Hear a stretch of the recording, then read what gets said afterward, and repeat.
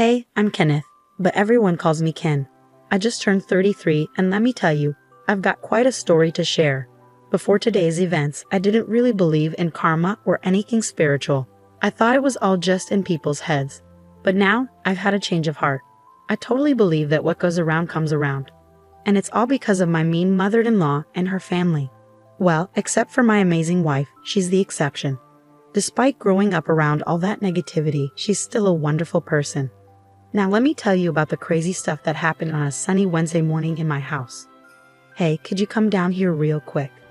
What's up, honey? I need to ask you something, and please don't say no. My wife gave me those adorable puppy dog eyes, and honestly, who could resist that? She explained how her mom, Georgina, was coming to town and needed a place to stay. I knew what she was getting at, and I quickly said no. But babe, it's just for the weekend. Can't you handle having a sweet old lady around for a couple of days? Let me tell you, that lady was anything but sweet. She was like pure evil, I kid you not. Dealing with her was like living in a horror movie. I often wonder how my wife turned out so kind despite having such a nightmare for a mother.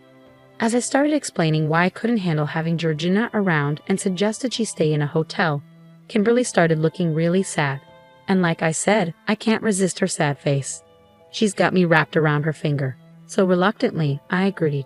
Kimberly was over the moon, thanking me like crazy. Since you're being so good about this, I'll make sure she behaves too. Don't worry. Hopefully you won't even have to see each other. It'll all be smooth sailing, I promise. Well, that promise didn't last long because what happened next was totally unexpected. It was Friday afternoon, and Georgina, my mother-in-law, was about to arrive. We prepared the guest room with everything she might need and some stuff she likes, hoping it would keep her from causing drama. Around noon, the doorbell rang. Kimberly, busy in the kitchen, called out, "I think she's here, Kenny. Can you get the door, please?" I prepared myself and opened the door. Standing there was a woman with a not-so-friendly expression. It wasn't a smile, it looked more like a scowl. My mother-in-law, I greeted her. "Hello, Kenneth. Hi there. How was your trip? Are you doing okay?" I welcomed her inside, taking her stuff and doing all the host stuff without being too pushy. But I could feel my irritation building as she started her never-ending complaints. "Wow, Kenneth, the patio looks amazing. Did you do this?" "Yeah, it looks absolutely lovely. I'll need to snap some photos soon." "Oh, could you take those bags upstairs to my room, dear? And could you also make me a coffee? I'd like a caramel macchiato with whipped cream, please." Did she think this was a Starbucks? If you've ever seen A Streetcar Named Desire, you might get an idea of what Georgina was like. She acted just like Blanche, all high and mighty with a touch of fake innocence. She strutted around like she was a gift to the world. I can't stand that kind of arrogance, especially when she's being rude. Just then, Kimberly came out of the kitchen to greet her mom. "You look stunning." "Oh, come on, Kimberly, do I? You're just saying that." "Well, you do look great. It's this new diet I'm on. You should try it. You could use it, sweetheart." "But not this weekend. This weekend is for relaxing. That's why I ordered my caramel macchiato." Speaking of which, Kenneth, when's my coffee going to be ready? I'm thirsty. I need something to drink right now. I might faint. See what I have to deal with.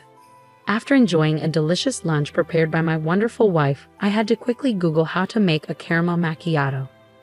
Georgina made it her mission to point out every little flaw in the meal, followed by a quick, "It's fine.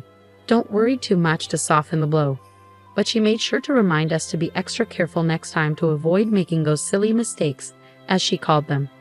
She seemed to enjoy talking down to us, and while I could handle it, I could see it was getting to Kimberly. I mean, how could she not be bothered?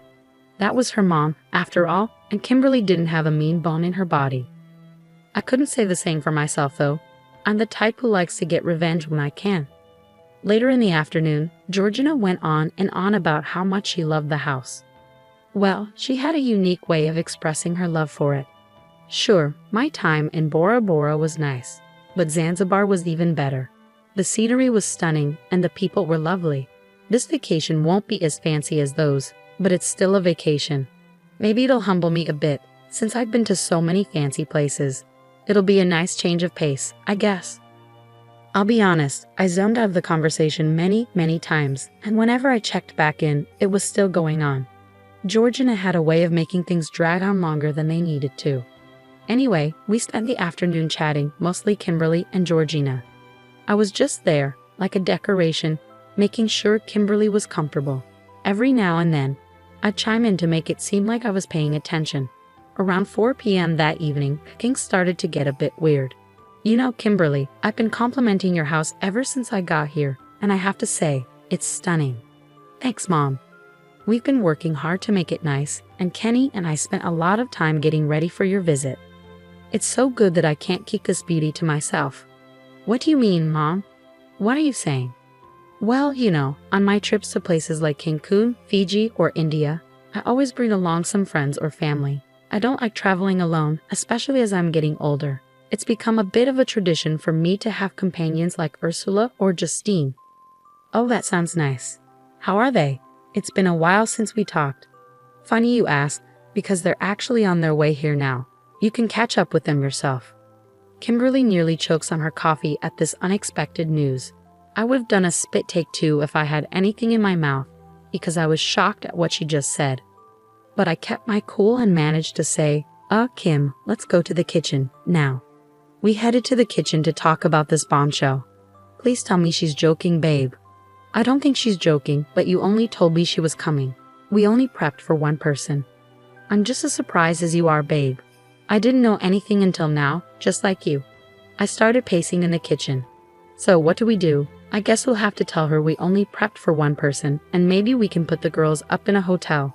They can come over during the day to hang out with Mom. I sighed in frustration. This was also inconvenient, wasn't it? Nope, a sarcasm.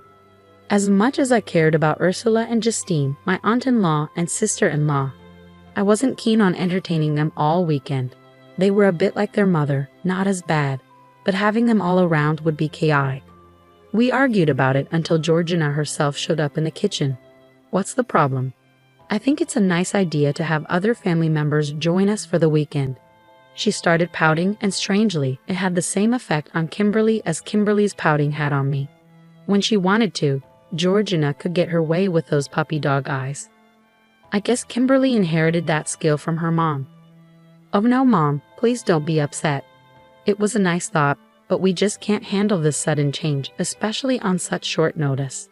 Kenny and I were thinking of putting Ursula and Justine up in a nearby hotel, and they can come over during the day. Angeline Jolene is also coming with them. So you want 4 extra people in the house? I'm sorry, Georgina, but that's not going to work. Oh, Kenny dear, don't be such a stick in the mud. Jolene has to come. She hasn't been part of the tradition, and she really wants to join in. Plus, she's your younger sister-in-law. We have to make room for her.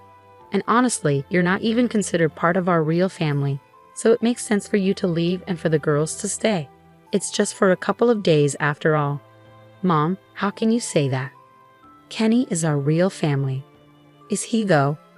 You're putting him above your actual sisters. That's not what I meant, Mom. The main issue is space. We're worried there won't be enough room for everyone. I'm glad you brought that up because I've come up with a solution that will please everyone. Okay, let's hear it. Okay, so here's my idea. Ursula and I can share the bed in the guest room since it's big enough, and Jolene can sleep in Kimberly's bed. There was silence. I was completely lost. I looked at my wife, and she seemed just as confused. Finally, I asked, so you want 3 people to sleep in one bed?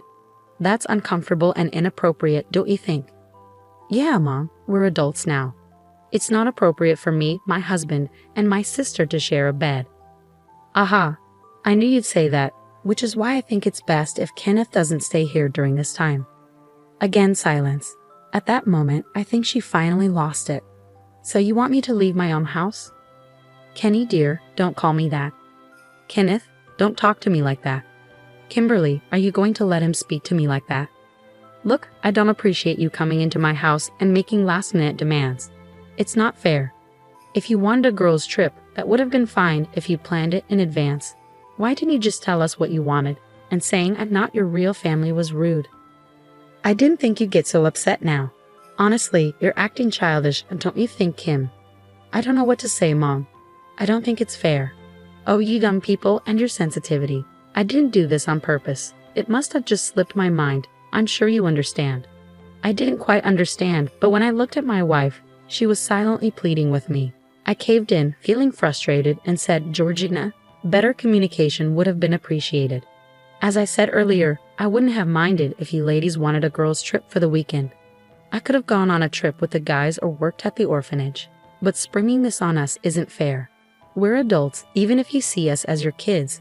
You're a guest in our home, and you need to respect that. I stayed calm and politely pointed out her mistake. She scoffed, walked around, and even laughed at times, seemingly trying to avoid the embarrassment of being confronted by her sister-in-law. Nevertheless, I stood my ground. You want to have a girls' trip and have everyone here for the weekend. Fine, you want me out of the house? That's fine too, but I'll be back after the weekend. With that, I kissed my wife on the cheek and headed to our room. Kimberly tried to reason with her mother, telling her that what she did wasn't okay and that she seriously upset me. But Georgina just laughed it off, treating me like I was overreacting. I packed some clothes in a duffel bag and left. I booked a hotel room online and headed there, but not before stopping by the orphanage where I regularly volunteered. As I mentioned before, the orphanage is called Open Arms, and I love working there. But dealing with unruly and disobedient toddlers, children, and teenagers is no easy task. As I spent the evening playing and helping out the children, I couldn't shake off the thought of how to get back at Georgina. I'm not evil, or at least I don't think I am, but I do believe in teaching people a lesson when they deserve it. I guess that's why I'm good at my job. I had a good connection with the kids, showing them both love and discipline so they wouldn't take advantage of me. We got along well, to the point where some of them could tell something was bothering me. Ken, is everything okay? One of them asked. Yeah, everything's fine, I said, apologizing for losing my cool. I explained the situation to him in simple terms. He was just a kid, after all. But surprisingly, he understood and even sympathized with me. With all due respect, Ken, your mother-in-law is crazy. Tell me about it, I replied. You've got to get back at her somehow, just to teach her a lesson, right? But how? We thought about it for a while, but I couldn't come up with anything. Then Maverick said something that changed everything. We could help. What do you mean? We could help. If you take a handful of us kids and bring us to your house, we could ruin her weekend. I thought about it, and then it clicked. Maverick, true to his name, was an evil genius. It was a perfect plan. The kids would get a fun weekend away, and I could get back at my mother-in-law for disrespecting me. We made plans like two evil geniuses plotting world domination and waited until the next day to put our revenge into action. The next day, Saturday, went like this. Kimberly answered the doorbell and was surprised to see Maverick and a few other kids. Why, hello, Kimberly, Kenny. Oh, Maverick, hello, how are you? Then she noticed the other kids and looked confused. What's going on, babe? Oh, nothing.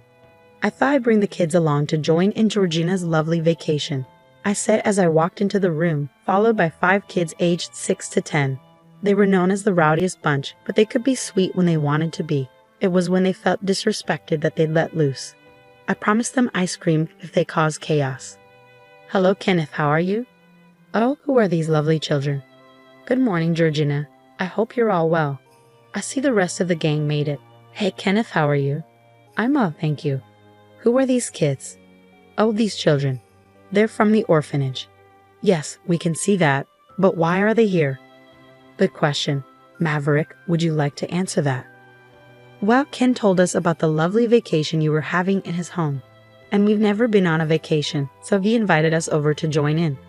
The in-laws, who were sipping mimosas and eating croissants in the living area, gasped in horror and shared looks of disbelief.